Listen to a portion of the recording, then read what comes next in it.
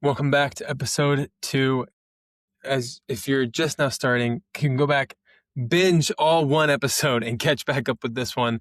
I'm going to invite you to think about these videos less like a fancy YouTube video and more like a podcast. But have this playing while you're driving, while you're doing the dishes, whatever. I want to get powerful, real information out to you so you can outgrow pornography, not just resist it. And here's a question for you. What if the reason pornography has felt so hard to overcome is not because you're weak? And what if it's because you've been trying to heal the wrong way? And what if the real path forward has less to do with fighting harder and more to do with learning something most men were just never taught how to do? This is episode 2. Let's do this.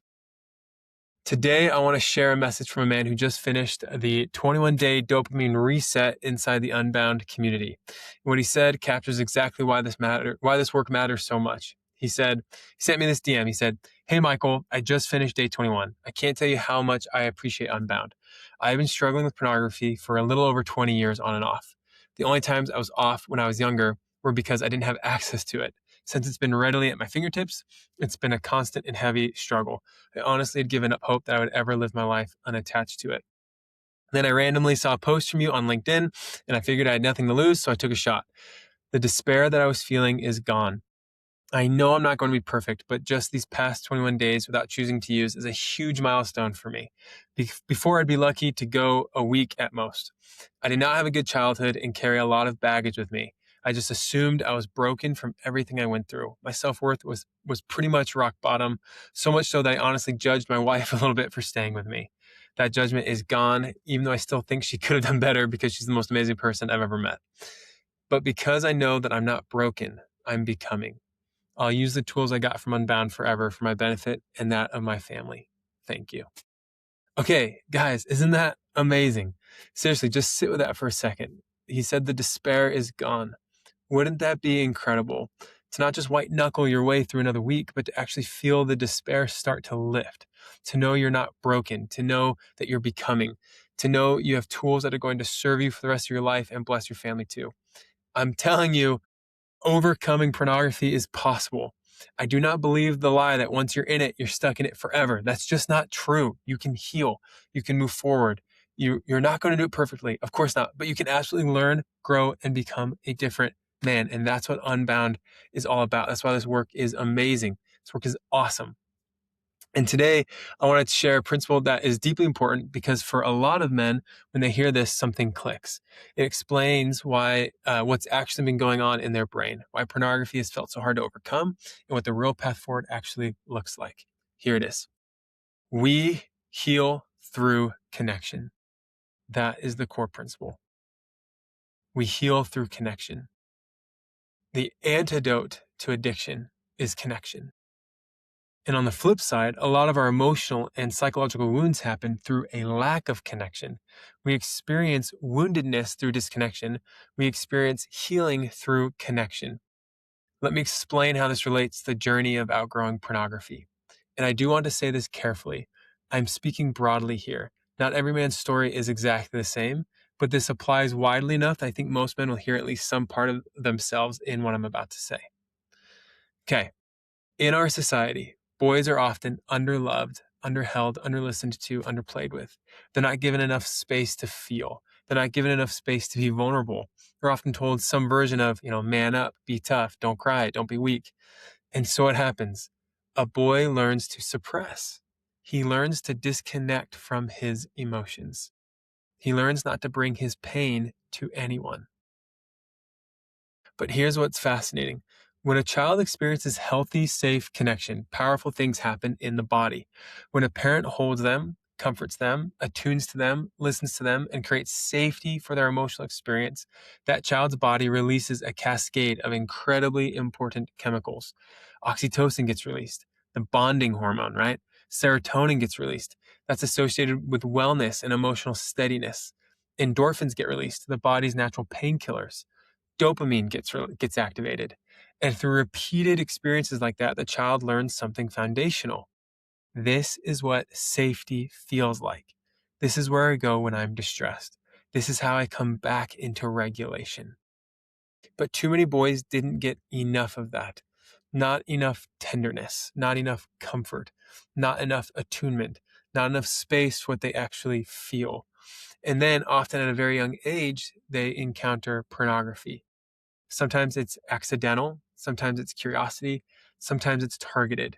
But either way, a lot of boys are exposed far too early. The average age of exposure is 10 to 12 years old, and I've heard that's even trending lower now. And what happens in that young brain when pornography is paired with sexual release is that a similar chemical cocktail gets activated in their body. Dopamine, endorphins, oxytocin, serotonin. And on a subconscious level, the brain starts making a dangerous association. Oh, this is how I feel safe. This is how I soothe. This is how I regulate and escape pain. And then, before that boy ever has the emotional tools to make sense of any of this, he starts receiving messages packed with shame, right? Oh, if you view porn, that's disgusting. You're bad if you do this. You're going to ruin your future. You're never going to get married, right? You just need to stop. And a lot of these messages are well intentioned. They often come from people who genuinely care about them. But a young brain doesn't know how to process the shame inside those messages. So now the boy is trapped in a painful inner conflict. Part of him has learned, this is how I feel safe. And another part of him has learned, if I want this or use this, I must be bad. That is a brutal thing for a young nervous system to have to try and make sense of. And so the spiral begins. I call it the willpower spiral, right? Shame, secrecy, suppression. That boy becomes a teenager. That teenager becomes a man. And he keeps telling himself, okay, I'll just stop. Okay, I'll just fight harder. Or I'll just suppress it. I'll just resist it. Then he uses again. And the shame comes flooding back. So he doubles down. Okay, now I really mean it. Now I'm really going to stop. I'm never going to use it again. And the cycle just keeps going. And this is the shift most men miss. Because of the shame, because of the secrecy, because of the lack of good guidance, a man comes to believe that healing means simply stopping the behavior. But that's not actually the deeper journey. The deeper journey is becoming a man who finally knows how to experience real connection. That's the journey. If the wound was formed in disconnection, then healing happens by finally giving that wounded system the connection it has been craving all along. We young boys need real connection. Pornography taught them a fake connection, a pseudo connection.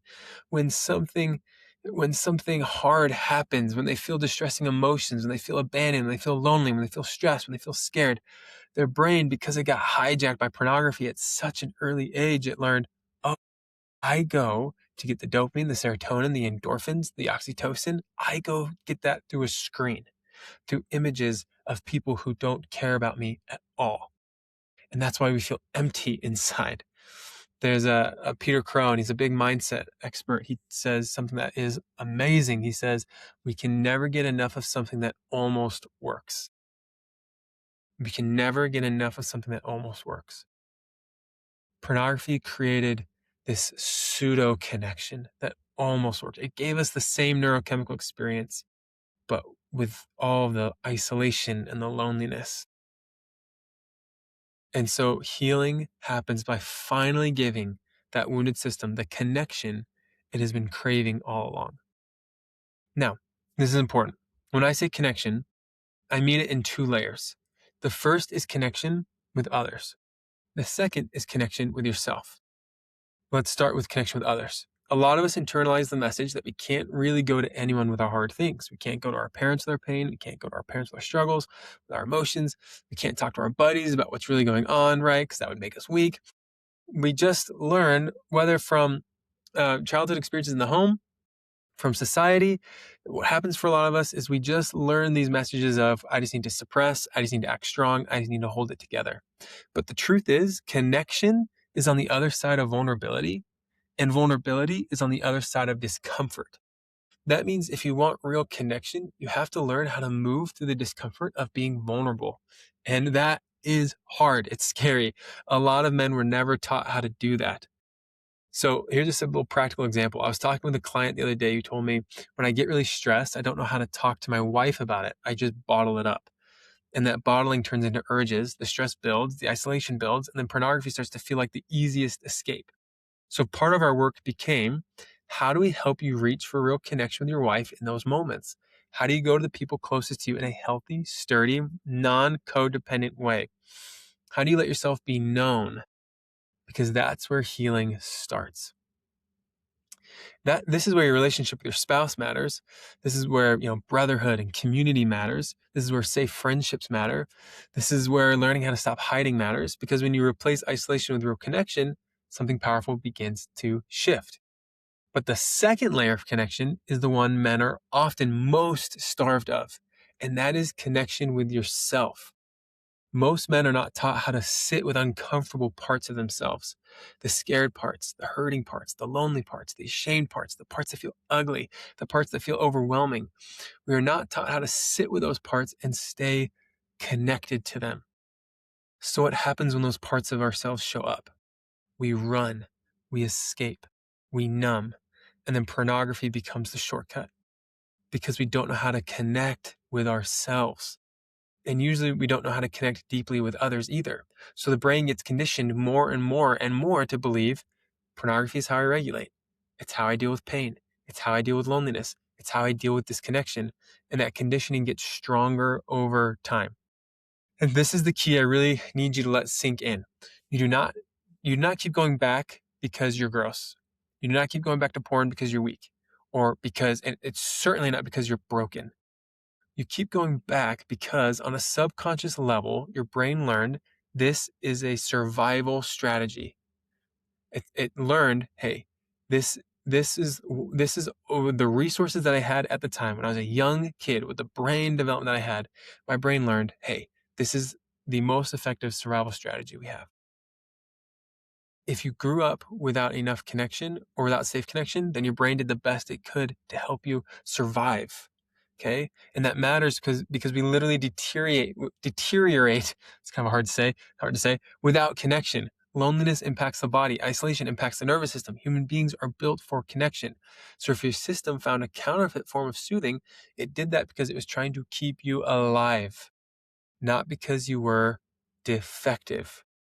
And if you're sitting there thinking, well, I didn't have, I had really great parents, they were really open and, supportive. And, I just internalized it. And I never reached out to them for real support. Again, that's not your fault. You are dealing with something that was way beyond your brain's ability to process pornography. Your brain did not know how to process it. You didn't know how to, I didn't understand why you felt so aroused, why it felt exciting, why it felt scary, why it felt confusing, all at the same time. So you're doing whether there is significant emotional neglect or abuse in your childhood, or whether there isn't, the common denominator is that a bomb went off in our brains at a young age, and our brain didn't have the resources to learn how to unravel it. Well, now you do. You have an opportunity to finally get those resources, okay? And this is why I tell men, as painful and destructive as this struggle has been, there is also a beautiful journey hidden inside it. Now, white knuckling pornography, that is not beautiful, okay? Trying to resist it all the time with sheer willpower, that's exhausting, that's destructive, it's unsustainable. But the journey of becoming a man who knows how to experience real, deep, genuine connection, that is beautiful. That is powerful. That is life-changing. And that is the journey in front of you. And that's what we're going to keep talking about in every episode here. How do you learn to reach for real connection with others? How do you learn how to reach for real connection with yourself, especially with the parts of you that are hardest to sit with? That's where we're going. So if this is resonating with you, please subscribe to the channel. Every man who subscribes helps YouTube get this message in front of more men who are looking for real help. And if you're sitting there thinking, why do I keep going back? I've done therapy, I've done groups, I've tried programs. Why am I still stuck? Is it actually possible to be done for good? Then I want you to join my free community. Inside, you can take the 7-day reset challenge where I walk you through why you keep going back, how to actually outgrow pornography, and how to start rewiring your nervous system so this becomes real change, not just resistance for the rest of your life. It's free to join. You'll also get weekly live Q&As with me where I answer questions and help men go deeper into this work. So join us. You do not have to stay stuck. You're not broken. You are becoming.